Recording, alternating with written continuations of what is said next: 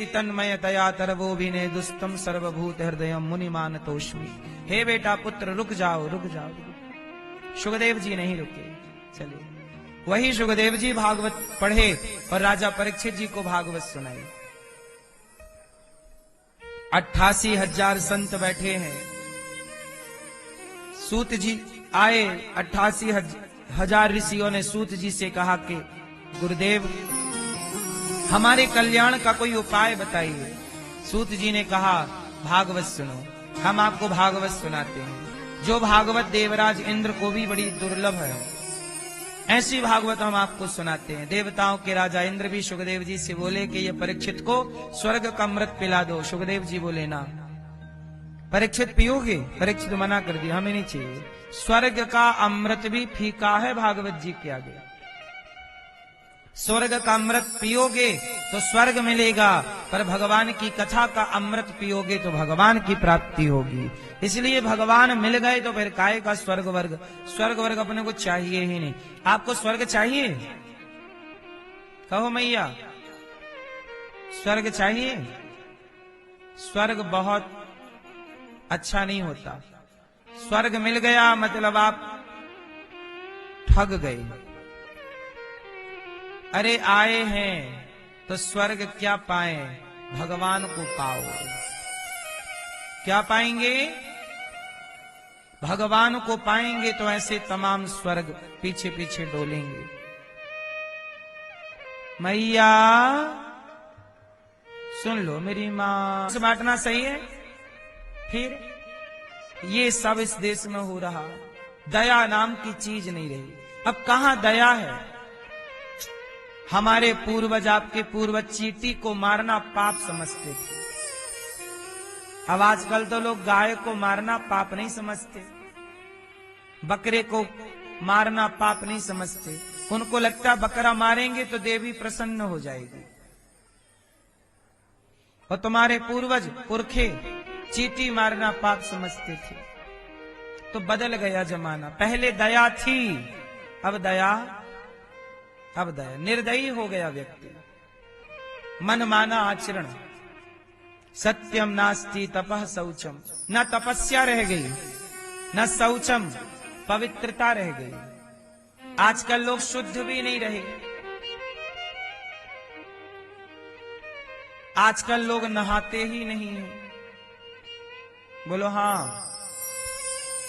नहाते हैं? नौजवान लड़के लड़कियां कुछ 4 दिन नहीं नहाते, बोले आज ज्यादा ठंडी है कल नहाएंगे। सवेरे जागेंगे, बिस्किट खाएंगे, बिस्तर पे चाय पिएंगे, खा पी के फिर ब्रश करेंगे। और कुछ मैयाएं तो पहले जाग के सवेरे भोजन बना लेती हैं, और भोजन बना के रख दिया, अब मैया नहा रही है, बना के नहा रही है। बोलो हाँ। सुबुद्धि अन्न तो मन। आजकल लोग बाहर भोजन करते हैं। जो भोजन होटलों में बना रहे हैं, पता नहीं वो कब से नहीं नहाए, शौच करने गए थे, पता नहीं हाथ वाथ धोए के नहीं, पसीना चू रहा है उसी आटा में। क्या हो रहा?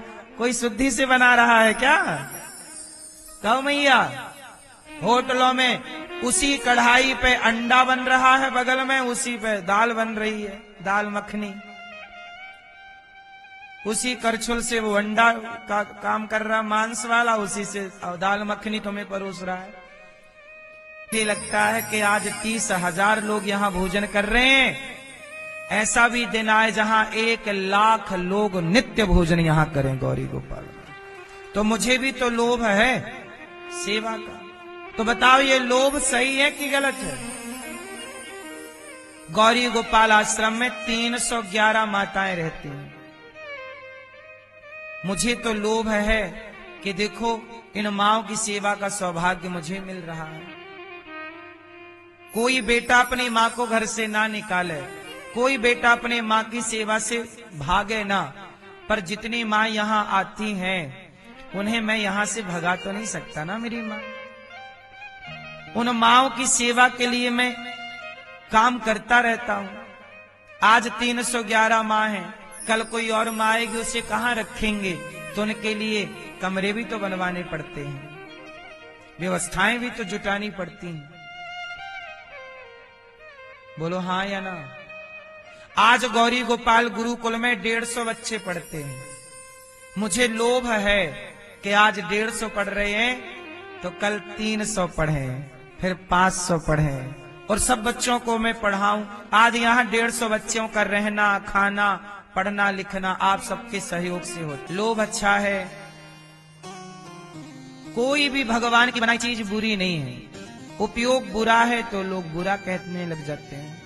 तो वक्ता कैसा हो? विरक्तो वैष्णवो विप्रो वेद शास्त्र विशुद्धिकृत दृष्टांत कुशलो धीरो वक्ता कार्योति निस्पृहा।